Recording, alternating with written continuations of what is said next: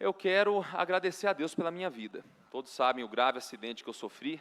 É impressionante, o carro capotou comigo, minha esposa, meu assessor, Vanderlei Pelizeri, e a minha amiga e presidente do PL Mulher em Uberlândia, Janaína Guimarães, a mais de 100 km por hora.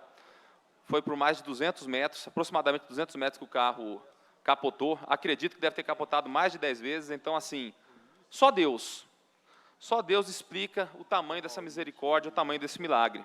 Então, eu quero agradecer a Ele pela minha vida. E esse acidente serviu para eu refletir também a respeito de algumas coisas que têm acontecido. E eu pensei, caramba, eu sei o trabalho que eu faço, eu sou um cara que eu não tenho medo de falar a verdade, eu não me acovardo em nenhum tipo de situação, mas tem certas coisas que a gente precisa falar que são difíceis de serem ditas, porque o povo não quer ouvir, o povo não quer escutar, o povo não quer acreditar. Hoje, o rei da popularidade em Minas Gerais se chama governador Romeu Zema. Eu votei no governador Romeu Zema, mas desde o início do ano eu estou tentando conversar com ele. Tenho, inclusive, uma filmagem onde ele disse para mim que vai me receber para a gente poder conversar. Preciso de uma oportunidade para conversar com o senhor a respeito do que aconteceu no início do ano, só nós dois. Sou seu apoiador, tá? Sou seu apoiador, mas a gente precisa dessa conversa. Pode deixar, tá? Te garanto que conversaremos em breve aí. Então tá bom. Eu sempre tenho despachos lá no centro, no BDMG, e lá é mais fácil. Ótimo, lá é melhor. Uma viagem. E foi só mais uma promessa que ele fez e acabou não cumprindo. Então, diante dessa impossibilidade e de muitos acontecimentos que ocorreram recentemente, eu preciso tomar uma posição forte aqui nesse momento e que me entristece, né? Mas eu vou falar na seguinte inspiração, porque não há nada oculto que não venha a ser revelado e nada escondido que não venha a ser conhecido e trazido à luz. Lucas, capítulo 8, versículo 17. O que o governador Romeu Zema falou a respeito dos impostos na época da eleição agora? Porque ele está colocando os supérfluos para serem votados aqui. Com a palavra, o governador Romeu Zema. Totalmente contrário a qualquer aumento de impostos, qualquer que seja ele, porque o Brasil já tem uma carga tributária elevadíssima. Então é isso. Ele falou, sou contrário a qualquer aumento de imposto. Um homem público, quando faz uma promessa na época de eleição, ele tem a obrigação de chegar aqui e cumprir com a sua palavra. Agora, ele vem e apresenta esses projetos supérfluos que vai taxar refrigerante, vai taxar armas e munições, cigarro, vai taxar também alimentos para atletas. Quem vai falar para um atleta de alta performance que alimento é supérfluo?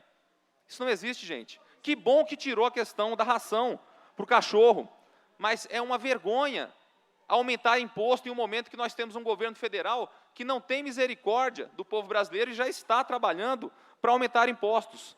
Agora, me chocou a entrevista que Romeu Zema deu ao lado de João Dória, e ele falou as seguintes palavras a respeito de Jair Bolsonaro, o ex-presidente Jair Bolsonaro, que é líder nosso no PL. Eu tenho a minha forma, eu sou de um partido diferente dele, né? Eu, durante a pandemia, tive uma posição totalmente diferente da dele. Então, ele falou que teve uma posição totalmente diferente da do Bolsonaro na época do Covid. É verdade, isso é verdade. E quem é testemunha disso é a senhora Rebeca Nízia Stanislau de Freitas, que há 29 anos trabalhava na Copasa, que se recusou a vacinar e, faltando 2 meses para aposentar, foi mandada embora. Essa mulher foi terrivelmente injustiçada. E ela apresentou um exame e falou o seguinte, que os anticorpos dela, porque ela tinha pegado Covid, estavam acima de 1000. Ou seja, ela tinha mais anticorpos do que uma pessoa vacinada. E ela falou o seguinte, que se a decisão da empresa seria política ou técnica, porque se era técnica, então ela não tinha uma imunização maior que a das pessoas que tomaram a vacina. Então, como ela tinha, na verdade, essa imunização, por uma questão técnica, ela não poderia ter sido mandada embora. Ou se era uma questão política. Pois bem, essa servidora, ela foi terrivelmente injustiçada e perdeu um emprego no governo Zema por se recusar a vacinar. Mas tem mais coisa. Vejam o que o governador continuou falando. Eu falo muito que em Minas Gerais, apesar de nós termos 320 mil funcionários públicos, eu não tenho um parente. Então, também temos aí uma diferença. Família para lá, negócios, carreiras para cá. eu acho interessante essa posição do Zema, até porque, até onde eu sei, ele não tem filhos, né? Os filhos do presidente Bolsonaro, pelo menos um deles eu posso chamar de amigo, que é o Eduardo Bolsonaro, eles foram eleitos pela população, não foi o pai deles que colocou ele lá. Não foi o pai dele que elegeu o Carlos, o Eduardo ou o Flávio. Eles foram eleitos pelos seus méritos, e é claro, por serem parte de uma família que é motivo de orgulho para o Brasil, que é a família Bolsonaro. É diferente de você favorecer alguém como o Zema favoreceu as locadoras. E aqui eu estou falando nada além da verdade. Ele deixou de cobrar impostos dos veículos das locadoras. Mas veja só, de acordo com a Lei de Diretrizes Orçamentárias, nos próximos 3 anos, ou seja, de 2023 a 2025, Minas Gerais abrirá mão de 4,7 bilhões em arrecadação. A estimativa de aumento de arrecadação, caso esse supérfluo seja aprovado, esse aumento, é de 1 bilhão. Então, por que o Zema fez isso? Para favorecer esses empresários. E ele fez sob o seguinte argumento: ou nós fazemos isso, ou eles vão sair de Minas Gerais. É mentira. Todo o carro emplacado em Minas Gerais recolhe imposto para Minas. Então, o senhor mentiu descaradamente. Mas teve um homem que tentou impedir o senhor de fazer isso. Jair Messias Bolsonaro, que aprovou a emenda constitucional 109, que foi promulgada por Bolsonaro e tentava impedir que o Estado viesse a adotar essa postura, o que ocorreu em relação às locadoras. Então, o Bolsonaro deu exemplo e o senhor acabou falhando nesse ponto. Outra questão que me deixou muito triste é a questão da ideologia de gênero.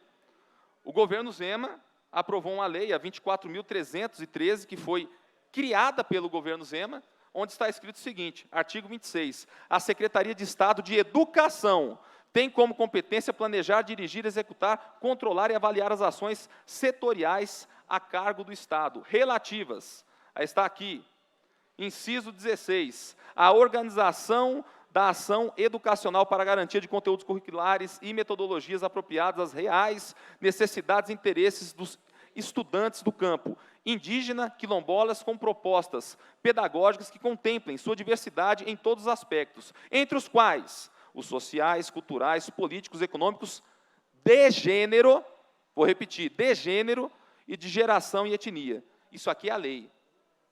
Não adianta alguém falar para mim, nossa, Caporeso, você está dividindo a direita. Não, eu sou um parlamentar. O meu dever como parlamentar é falar, Se eu não falo, a população não sabe. Se você não acredita em mim, está aqui o número da lei, eu vou ler novamente o número da lei, tá? Pesquise, 24.313. E aí ele foi, e alguém pode falar para mim, nossa, Caporeso, mas ele vetou no ano passado uma lei do banheiro de gênero, ele é contra a ideologia de gênero. Será? Vamos ver sobre qual argumento o Zema vetou a lei ano passado. A maioria tem acompanhado e não podemos permitir que o setor produtivo venha a ser penalizado caso não venha a ter um terceiro banheiro para alguém cujo sexo não está definido. O setor produtivo venha a ser penalizado caso tenhamos mais um banheiro. Então, a preocupação dele era com o empresário do setor produtivo, e não com a questão da ideologia de gênero. Tanto é que diversos são os casos e as denúncias que eu tenho recebido no meu gabinete a respeito de ideologia de gênero nas escolas de Minas Gerais. E aí alguém pode falar, não, Caporeso, eu acho que isso não é suficiente. Ok, tem mais uma lei. A Lei 24.404, que é a LDO, que foi aprovada nessa casa, onde ele defende abertamente, é uma lei do governo Zema, foi o governo Zema que propôs, ele defende abertamente a questão da Agenda 2030 da ONU, que tem ideologia de gênero, que tem agenda climática, que é contra o agronegócio, entre diversos outros absurdos. E está aqui a lei. E eu vou ler o artigo, tá? Artigo 2º, inciso 11º. Contribuição para a consecução dos Objetivos de Desenvolvimento Sustentável, ODS, da Agenda 2030 da Organização das Nações Unidas, ONU. Está escrito por extenso aqui. Se alguém não acredita, se alguém está falando que eu estou dividindo a direita, leia. Agenda 2030 da ONU, foi isso que o governador colocou. Tentei conversar com ele, tentei apoiar esse governo da melhor forma possível, mas, infelizmente, essas posturas me levaram a subir nessa tribuna depois de quase morrer para falar a verdade. Além disso, nós temos o caso da recomposição das perdas inflacionárias da segurança pública, onde ele prometeu a recomposição, não pagou. A segurança pública hoje sofre, polícia penal, polícia militar, polícia civil, agentes socioeducativos, tantos outros. E, ao falar que ele não tinha condições, ele aprovou um aumento no próprio salário, no valor de aproximadamente 300%. Essa aqui é a verdade. Além disso, tem empresários da CEMIG, que na verdade, são empresários da área de energia solar, e eles estão sendo prejudicados pela empresa do Estado, a CEMIG Sim, que está negando a autorização para que eles possam captar a energia solar e empreender. Depois vem a CEMIG Sim, que é um braço da CEMIG, e empreende no lugar deles. Além disso, a última que ele fez tem a ver com as escolas cívico-militares. Tive a satisfação de levar uma escola cívico-militar para Uberlândia. Ele falou que ia cuidar das escolas cívico-militares, todo mundo bateu palmas. Nossa, como o discurso do Zema é lindo. É lindo. Se o discurso dele não fosse bom, eu não teria votado nele. Só que, na prática, eu me reuni na semana passada no mês passado, com o secretário de Educação, e ele falou que em cada escola que tem 11 militares cuidando das crianças, vai ter um.